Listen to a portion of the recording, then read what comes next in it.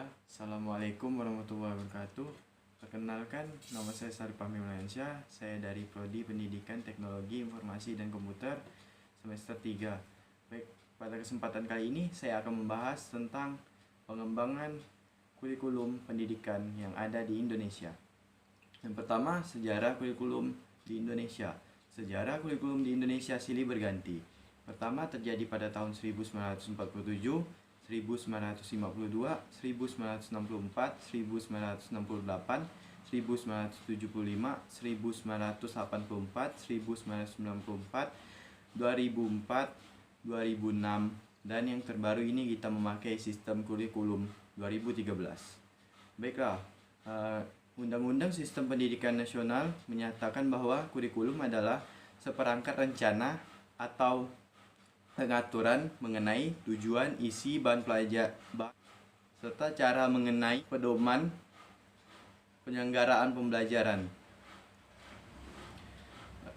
Dan kita mengaitkan kurikulum ini sebagai penggerak atau pemotor untuk menjalankan suatu aktivitas yang diadakan di dalam pendidikan atau di dalam sistem pendidikan kita. Dan yang setelah ini kita akan membahas tentang komponen hakikat kurikulum. Komponen hakikat kurikulum sendiri itu untuk mencapai visi misi, tentu saja pengalaman-pengalaman belajar yang sudah ditemukan dan sebagai alat evaluasi. Di sini juga kita perlu tekankan bahwa kita perlu selain mengembangkan bakat peserta didik, kita harus juga membuat peserta didik mencari yang namanya karya. Karya ini kita bisa lihat meliputi 3 konsep aspek, yaitu ada inovatif, kreatif, dan kompeten. 3 konsep ini bisa dikatakan akan memenuhi syarat agar pendidikan itu berjalan dengan lebih baik dan dapat mampu mengarahkan, mengembangkan menjadi sebuah hasil karya. Karya ini tentunya sangat berfungsi dalam pendidikan kita karena dapat memajukan sistem pendidikan yang ada di Indonesia itu sendiri. Selanjutnya saya akan membahas fungsi kurikulum. Fungsi kurikulum itu sendiri ada dari lembaga sekolah untuk menjadi panduan pembelajaran dalam proses pendidikan dan menyalurkan kompetensi. Kompetensi itu ada akademik, kepribadian, dan lain-lain. Jadi fungsi lembaga sekolah ini untuk menggerakkan atau menjalankan proses pendidikan yang ada pada sekolah itu sendiri. Sedangkan untuk guru menjadi acuan dalam proses pembelajaran. Maksudnya di sini guru itu sebagai misalnya saya beri contoh begini, ada nasi dan lauk-lauk. Nah, nanti siswa itu sendiri akan menyuapi lauk-lauk atau memakan yang telah disediakan sebagaimana yang telah diterapkan oleh guru itu sendiri. Dan pendidik juga atau guru harus mengetahui bahwa kemampuan peserta didiknya sampai di mana, dan kita harus mempertanyakan apabila ada masalah sehingga sistem pendidikan ini akan berjalan seperti semestinya dan menjadikan pendidikan kita menjadi lebih baik.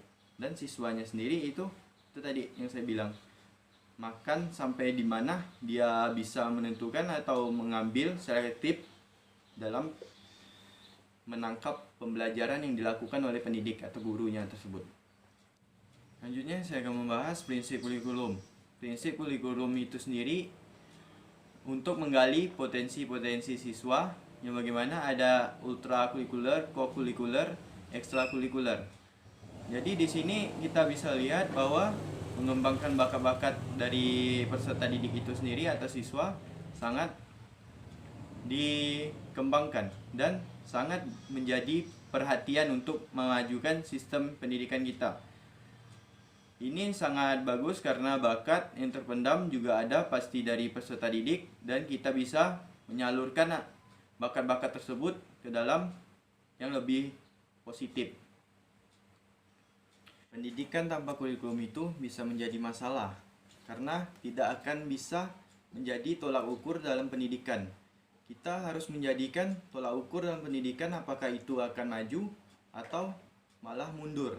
Jadi pendidikan tanpa kurikulum itu akan menjadi masalah yang besar bagi pendidikan kita Karena kurikulum itu sangat penting dalam menjalankan pendidikan yang terstruktur, terorganisasi, dan dapat menghasilkan suatu yang dapat memajukan dari sistem pendidikan itu sendiri.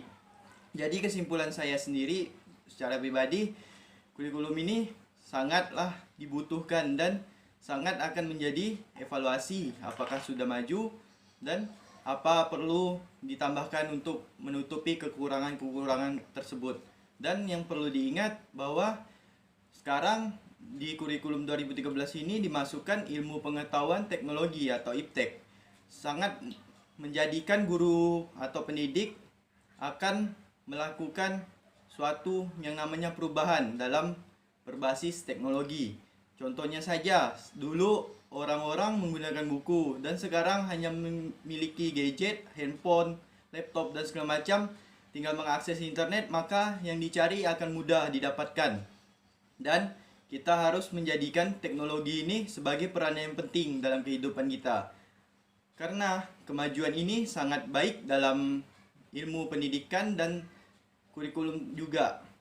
Jadi sangat disayangkan apabila kita tidak memanfaatkan semaksimal mungkin kemajuan teknologi ini. Sekian dari saya, wabillahi taufiq wal hidayah. Wassalamualaikum warahmatullahi wabarakatuh.